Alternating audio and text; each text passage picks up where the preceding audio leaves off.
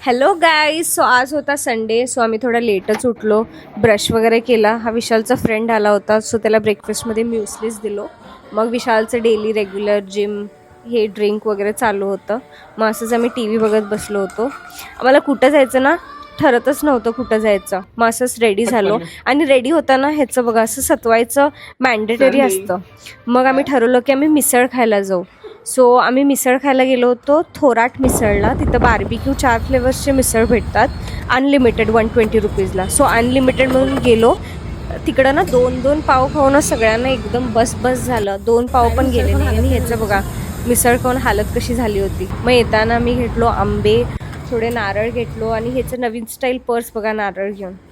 आणि मग येऊन झोपून सोडलो 2 तास. मग आम्ही जामून घेतलो. बापरे बाप, जामून 100 रुपये पाव किलो झालेत. मग आम्ही असंच वॉक केलो.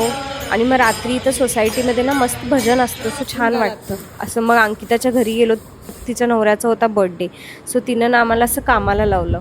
मग त्याच्यानंतर घरी आलो, जेवण केलं, मूवी बघितली आणि मस्त झोपून गेलो. सो असा होता आमचा दिवस. बाय.